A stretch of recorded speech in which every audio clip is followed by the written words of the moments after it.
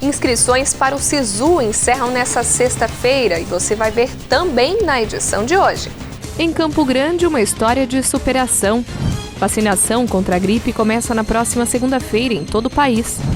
Brasil negocia compra de vacina russa contra a Covid-19. A reabilitação em pacientes com sequelas pós-Covid.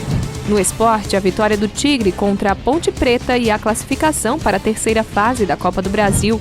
E a preparação do Próspera, que encara nesse sábado a Chapecoense pelo Campeonato Estadual. E ainda as notícias que foram destaque nessa semana em Criciúma e região. As notícias de Criciúma e do sul de Santa Catarina você confere a partir de agora. Está no ar a edição de hoje do Informe Região.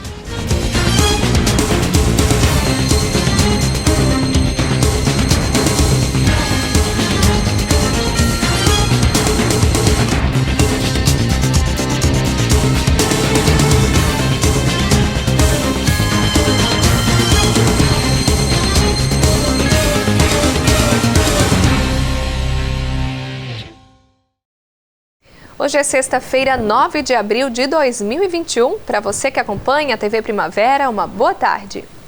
As inscrições para o processo seletivo do Sistema de Seleção Unificada, o SISU, do primeiro semestre de 2021 encerram nesta sexta-feira.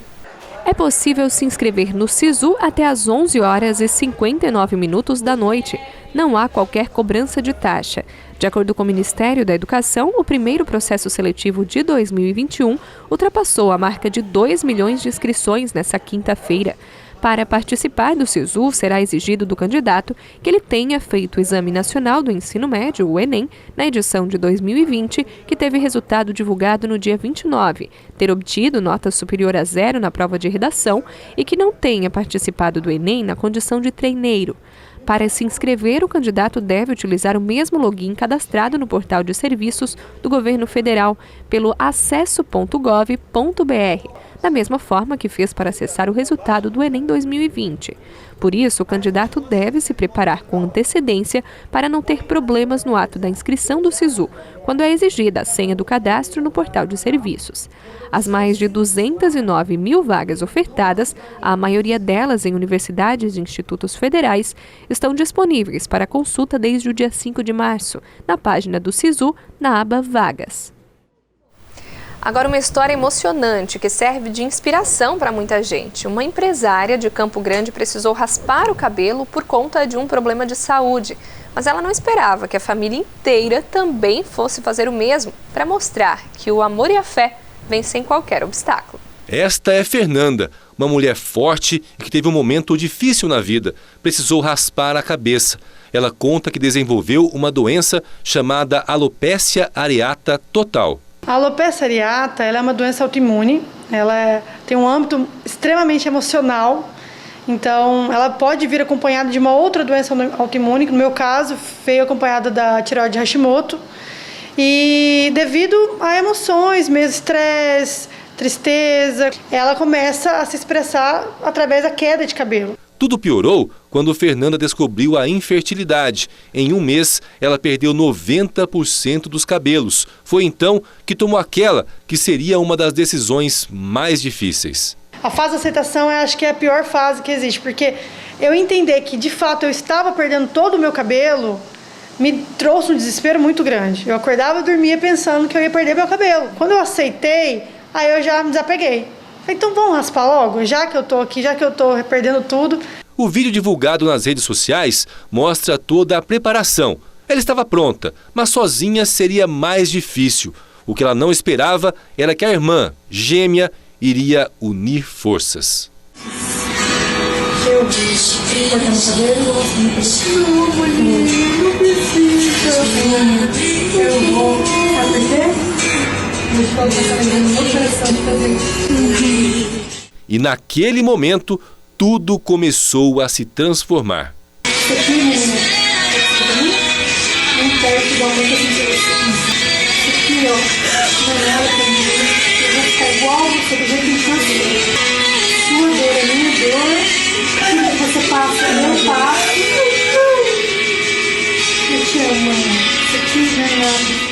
Não foi fácil a decisão, vieram muitos medos na minha mente, mas toda vez que eu media ali, né, os argumentos que a minha mente dava para mim, sempre o meu amor por ela ficava maior. E aí, naquele momento que eu peguei a tesoura e comecei a cortar as partes principais, que foi a parte da frente já, a primeira que eu peguei, eu senti uma alegria muito grande e todos os medos sumiram naquele momento. Afinal, ela teve um chamado. Gêmea sentia a dor da irmã. Tive os mesmos sentimentos dela, os mesmos pensamentos que ela teve a respeito do medo da doença, as mesmas coisas que ela pensou, eu estava sentindo. Só que eu percebi que a minha posição era uma posição de intercessão por ela. Mas ainda faltava uma energia que veio do marido. Ele também raspou a cabeça em homenagem àquela que o inspira todos os dias. A Fer, ela é tudo para mim hoje, depois de Deus, né? E assim, ela me ensina todos os dias, sempre me ensinou com a determinação, com a garra dela. E quando eu vi ela passando por tudo isso, eu falei assim, ela me surpreendeu ainda mais. E mais, o final do vídeo mostra o pai dela também careca. Pai, irmã gêmea, marido, Fernanda. Muitas pessoas, uma vida de união. Em época que se fala de radicalismo em diversas áreas, esta família dá uma lição. Por que não usá-lo também no amor? Nós precisamos amar com radicalismo. O que é isso? É você se doar, é você se entregar pelo próximo. Porque a vida é só uma. Vocês perceberam que esse momento aí, muitas vezes pode ter uma conotação, digamos assim, de tristeza. Mas aqui não, foi só de alegria, foi uma divulgação do amor verdadeiro. Pessoas que estão passando pelo que eu estou passando, têm outras enfermidades, estão desesperançosas, talvez com problemas pequenos, sabe? Elas estão agoniadas e vendo o problema que eu estou passando. Não tenho como ficar desse jeito, permanecer desse jeito. Isso me deu esperança. A seguir, a reabilitação pós-Covid em pacientes que já contraíram o vírus.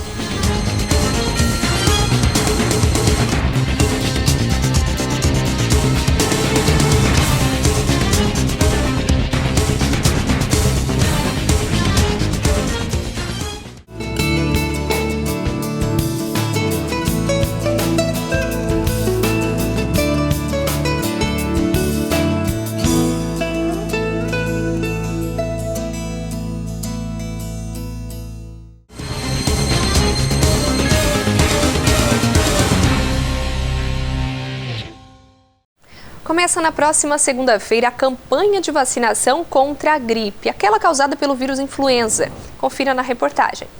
O Ministério da Saúde e as secretarias estaduais e municipais de saúde começam na próxima segunda-feira a campanha de vacinação contra a gripe. Além de evitar complicações decorrentes da gripe causada pelo vírus, a vacinação ganha uma outra importância no momento.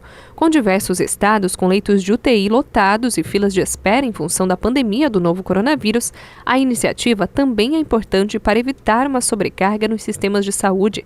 A vacina é contra a gripe comum, causada pelo vírus da influenza, mas pode ajudar a desafogar o sistema de saúde, já que muitos sintomas podem ser confundidos com os da síndrome gripal, causada pelo coronavírus.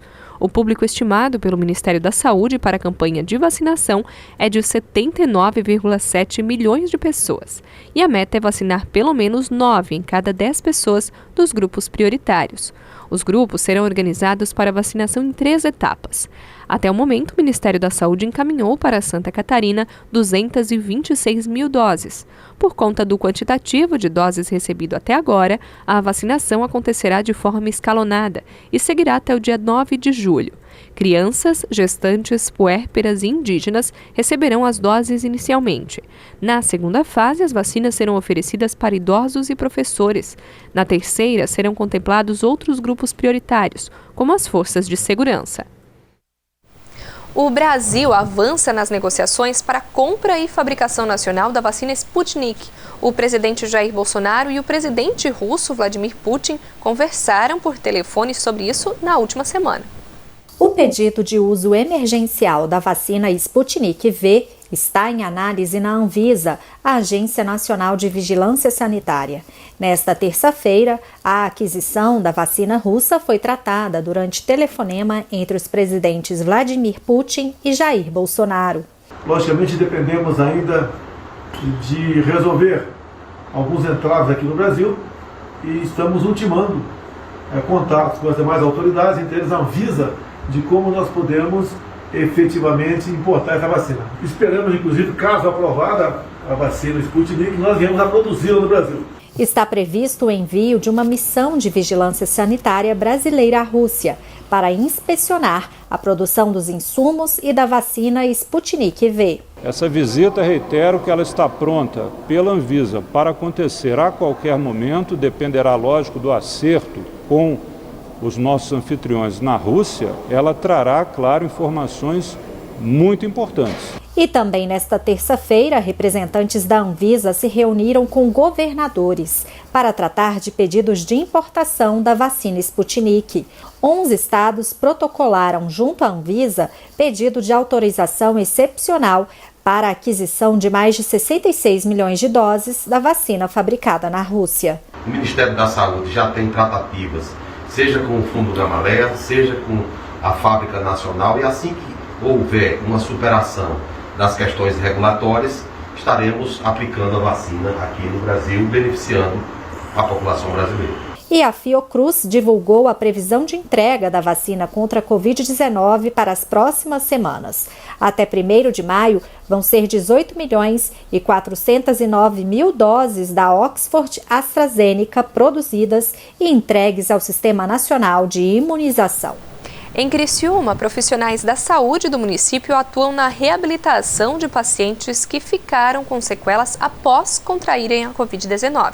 Pioneiro no sul brasileiro, o Centro de Reabilitação Pós-Covid de Criciúma, no sul catarinense, que já inclusive foi apresentado para a Coordenação Geral da Atenção Especializada do Ministério da Saúde, atende pacientes que enfrentaram o coronavírus e hoje sofrem com as suas sequelas. Nosso centro de reabilitação, ele funciona, ele tem uma equipe multiprofissional, né? Nós temos médicos, temos a equipe de enfermagem, fisioterapeutas, profissionais de educação física, nutricionista, psicóloga. É uma equipe completa, focada no atendimento dos pacientes pós-Covid, né? A entrada no serviço é através das unidades de saúde e nós já atendemos até agora mais de 400 pacientes. Algum desses pacientes apresentou um estado muito grave que vocês conseguiram reverter? Sim, tivemos pacientes que tiveram assim quadros bem complicados, que tiveram que passar por retorno de especialistas, retorno para cardiologista, para tratar aquilo que tinha de sequela mais severa, e pacientes que saíram daqui recuperados. Eles passam por toda a avaliação multiprofissional, né? Eles vão passar, o paciente chega aqui, ele passa pelo atendimento de todos os profissionais. Ele vai passar pela nutricionista, ele vai passar pela psicóloga, pela fisioterapia, pelo médico, ele vai fazer espirometria, passa por todos os profissionais. O atendimento depois ele é feito em grupos, né? Tem os grupos dos profissionais de educação física, os grupos de fisioterapia, tem também o atendimento individualizado na fisioterapia, o atendimento individualizado na psicologia, né? E passa por todos os profissionais, todos, um tratamento multiprofissional. Muitos podem pensar que os sintomas do sistema respiratório são os que mais são tratados pós-Covid, mas, segundo o especialista, esses são alguns perto de muitos outros que podem aparecer. A Covid é uma doença muito difícil a gente entender exatamente como é que ela funciona ainda, porque ela acomete todo o nosso corpo. Pode acometer qualquer sistema, qualquer órgão, qualquer músculo, então os sintomas, as doenças, as pessoas morrem pelo Covid por vários problemas em si, não é só o pulmão. O pulmão é o principal que afeta, porém as sequelas principalmente são a fadiga, é o cansaço muscular. Então o paciente tem dificuldade, cansaço às vezes de andar uma quadra ou de tomar banho, essa é a principal queixa deles. A falta de ar é a segunda queixa principal, também é importante, mas ela é muito menor que a fadiga. Então a gente conseguiu perceber que, por isso que tem a importância de tanto os exercícios da fisioterapia respiratória, como os exercícios da musculação, da academia, para o paciente voltar a ter força muscular. Então é o principal que a gente vê. Claro, perda de memória recente, praticamente mais de 50% dos pacientes, aumento da ansiedade, depressão, também mais da metade dos pacientes, queda de cabelo também importantíssimo, principalmente nas mulheres, a queda de cabelo. Tem umas que puxam assim, cai tufo de cabelo, então são sequelas que praticamente quase todo mundo tem e que também às vezes não é só o coração, o pulmão que vai incomodar. A pessoa que está fraca ou às vezes está com memória, já atendemos engenheiros que não conseguem fazer uma conta simples porque afeta. Porém, o bom é que a maioria delas é transitória. Tem gente que vai ficar uma semana com sequela, tem gente que vai ficar 1 ano. Agora que a gente vai ver se realmente pode ser que fique mais do que 1 ano. Porém, o que a gente tem visto aqui é que não, normalmente 2, 3 meses, alguns casos 6 meses, vão ficar com sequelas, mas a maioria consegue recuperar praticamente tudo. Nem todos, né? Mas a maioria sim. Depois de 14 dias internado e também de ter complicações do pós-Covid, o seu Luiz frequenta aqui o centro de reabilitação para voltar a ter uma vida normal. Eu já ando por tudo, em volta da casa, dou umas 10 voltas em volta da casa, venho para cá, eu já estou quase dirigindo, já estou aí. Graças a esses anjos que tem aqui, ó, que nos incentivam, daqui puxãozinho de orelha que a gente precisa, né? Graças a turma de anjo aí, ó. Até ir no banheiro eu tinha que um filho me segurar ou a esposa me segurar. Pro banho eu tinha que estar agarrado. Agora eu pus aqueles ferros de jovem no banheiro, né? Antes eu não tinha aqueles ferros. Então eu tinha que ter alguém me segurando ou a esposa me lavando. Porque eu não ficava em pé. Ou um banquinho sentado para poder ficar com aquele banhinho sentado. A mesma emoção apresentada pelo seu Luiz é a da dona Alice, que não precisou de internação para cuidar da Covid. Mas as sequelas foram fortes e no centro de reabilitação conseguiu reconquistar a força nos braços e segue firme o tratamento. Foi ótimo. Os médicos mesmo diziam que eu ia morrer. Mas eu sempre tinha esperança, né? E comecei o tratamento aqui e foi ótimo. Agora já estou conseguindo fazer o meu servicinho em casa, tudo, já estou caminhando bem, tudo. Me alimentando, que eu não comia também. Então foi ótimo. O paciente só é encaminhado para o centro de reabilitação pós-Covid com um direcionamento da unidade de saúde do seu bairro. Passa por uma avaliação e recebe o tratamento adequado. O número de pacientes, eles vêm sempre numa constante, né? Eles vêm toda semana, vem normalmente um número específico, não tem tanta variação, por mais que a gente teve mudanças ali em relação até o tipo do Covid, como é que foi, a mutação ou não, mas acabou se mantendo sempre num número estável. Então a gente tem uma rotatividade muito grande aqui de pacientes. Teoricamente a gente atende em média uns 50 pacientes novos por semana, né? Mas também tem outros pacientes que já estão, então acaba rodando mais pacientes, no caso, por semana em relação aos novos e os que já estão. E está vindo sempre, por mais que a pandemia melhore ou piore, como a gente acredita que agora vai melhorar, eu acredito que o número vai continuar bem por mais alguns meses, pelo menos uns 4, 5 meses vai continuar vindo bastante paciente. Além de vencer a doença, muitos têm que vencer suas sequelas. Ter um apoio profissional especializado e um centro com equipamentos de ponta auxilia muito nessa recuperação. A seguir o esporte, jogando em casa, o Criciúma conseguiu passar de fase na Copa do Brasil.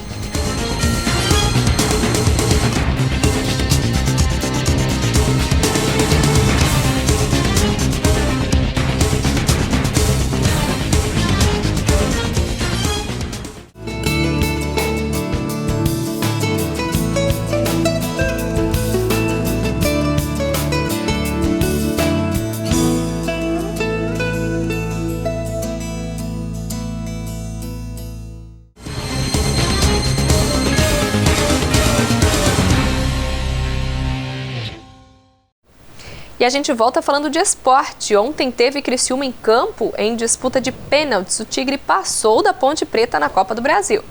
Uma cidade que dormiu feliz.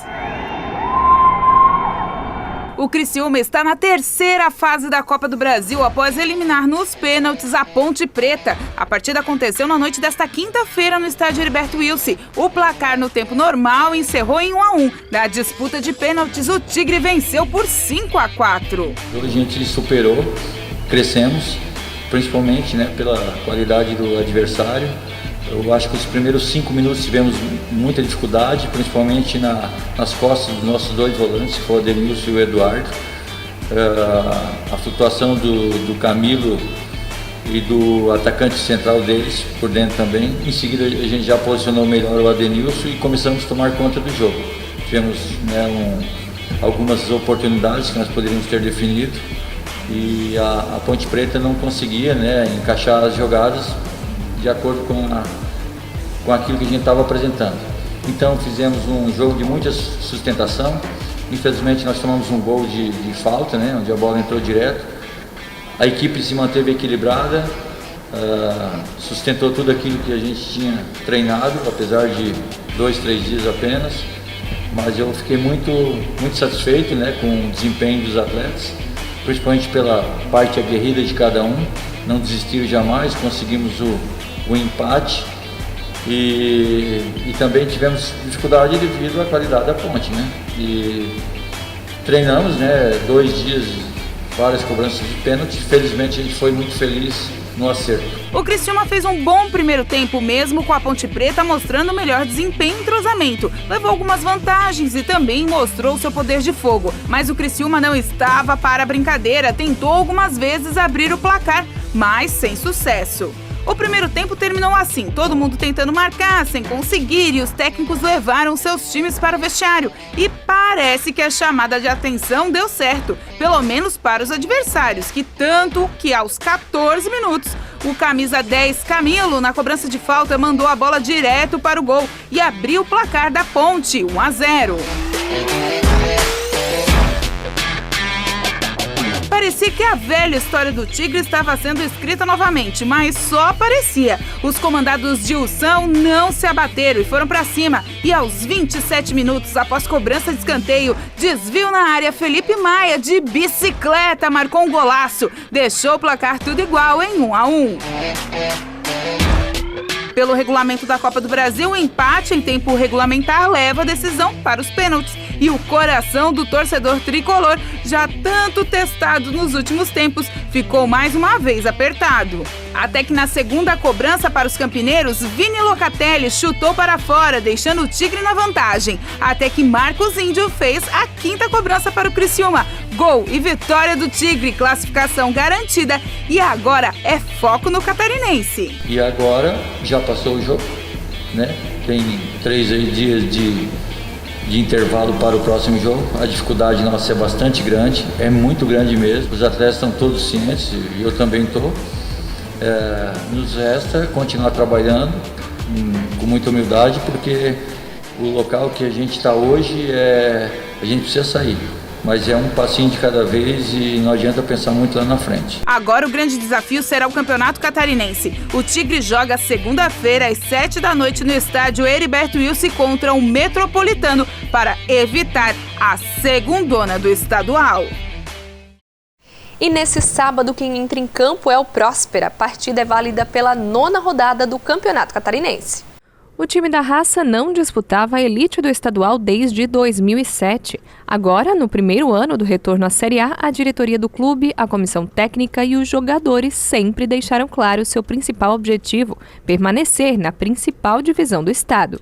Por isso, cada jogo é fundamental e o próximo desafio pode ser o mais difícil até agora no Catarinense. O Próspera visita a Chapecoense, primeira colocada na competição estadual. A gente sabe que a gente vai enfrentar o líder, a gente sabe que a gente vai enfrentar, né, um time que está na Série A, que está acima dos outros.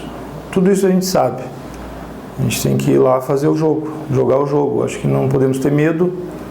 A responsabilidade é da Chapecoense. Nós temos que ir lá fazer o nosso jogo. Continuar da mesma maneira que a gente vem jogando, né? São 3 jogos aí sem perder, jogando contra times muito bons aí, conseguimos fazer bons jogos. E é manter essa confiança que a rapaziada está tendo, essa determinação, essa pegada, para que a gente possa fazer um bom jogo e, logicamente, dentro da filosofia, se somar um ponto, ótimo, mas a gente vai para tentar buscar um resultado melhor. Um jogo difícil, mas que, segundo o professor, vem cheio de motivação. Jogar contra a Chapecoense, jogar contra o líder, né, campo bom, então a motivação, os jogadores, não precisa nem eu estar motivando, acho que eles têm que estar motivados próprio mesmo, porque acho que todo mundo queria jogar esse jogo, é um jogo bom de jogar. E eu acredito que esse momento é desfrutar isso com alegria, entrar lá em campo e se divertir com responsabilidade. E o Próspera tem feito o dever de casa. Até agora foram 3 derrotas, 2 empates e 3 vitórias. Resultados que deixam a equipe na 7ª posição da tabela com 11 pontos. Mas qual é o segredo para continuar vivo na competição? Jogar futebol, não ter medo, entendeu? Não é porque a gente vai jogar contra a Chapecoense que a gente vai ser dentro de uma estratégia. A gente vai estudar o adversário, vai ver, mas com a bola nós temos que jogar, não podemos ter medo de jogar. Eu acho que é isso que ainda precisa um pouco mais que eu falo para os jogadores em relação à disposição, taticamente,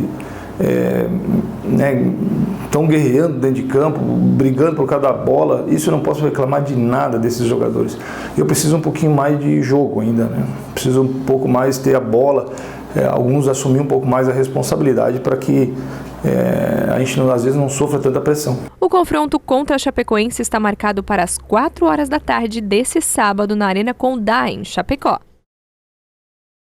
E agora vamos conferir as notícias que foram destaque nessa semana aqui no Informe Região. Segunda-feira, secretária de Saúde de Santa Catarina visita a Central de Frio e fala em importância da vacinação. Santa Catarina tem uma demanda já há mais ou menos 30 dias que nós precisamos consolidar junto ao Ministério da Saúde, que é provar a base de dados que nós compreendemos ser a base de dados correta, em especial para os trabalhadores da área da saúde. Com o preço dos alimentos subindo cada vez mais, as dicas para economizar no supermercado. O principal impacto é você chegar no supermercado e o dinheiro que você tinha para comprar uma quantidade X de produtos não ser mais suficiente. O seu dinheiro, ele continua sendo a mesma nota, a nota não muda de valor. O que muda é que ela não te deixa mais acessar aquela mesma quantidade de produtos. Terça-feira, o governo federal dá início ao pagamento do Auxílio Emergencial 2021. O auxílio emergencial é um alento. É pouco, inclusive, reconheço, mas é o que a nação pode dispensar à sua população. Só temos um caminho: deixar o povo trabalhar. Ministro Paulo Guedes projeta a retomada da economia no país. O auxílio emergencial são 44 bilhões, já começa agora, nessa semana. 44 bilhões entrando na corrente de consumo aí. Então, os invisíveis já estão protegidos de novo. Quarta-feira, novos focos de mosquito da dengue são encontrados em Criciúma. A gente tem em média de 7 focos, tá? Um deles é de outro município, mas é nós que estávamos monitorando. Então, só nesse mês de março foi concentrado esses 7. Então, é um crescimento bastante preocupante, né? No Dia Mundial da Saúde, a homenagem lembra os profissionais da linha de frente contra a Covid-19 que morreram em decorrência da doença. Não, realmente falta profissionais na nossa região, né? Então, se tiver aumentado o leito, vai ter que aumentar o número de hora extra e, por consequência, também o número de estresse desses trabalhadores, que também não vão conseguir dar o atendimento adequado para poder atender as pessoas, né? Quinta-feira, presidente Jair Bolsonaro visita Chapecó e avalia ações contra a pandemia. Apareceu a questão do achatamento da curva. Devemos achatar a curva com medidas de isolamento para que os hospitais se preparem com leitos de UTI, com respiradores. Nós, governo federal, fizemos a nossa parte. Vigilância epidemiológica levanta preocupação com casos de febre amarela em Santa Catarina. Nós não podemos baixar a guarda com relação a todas as outras vacinas, principalmente as vacinas que protegem contra patologias. E falando propriamente dito da febre amarela, né, a gente tem que lembrar que é uma vacina que está disponível em todas as nossas salas de vacina. O Informe Região vai ficando por aqui. Continue acompanhando a nossa programação e fique com a gente também nas nossas redes sociais. Nosso Facebook é o facebook.com/TV Primavera e o Instagram, @TV Primavera. Uma boa tarde para você e um bom final de semana.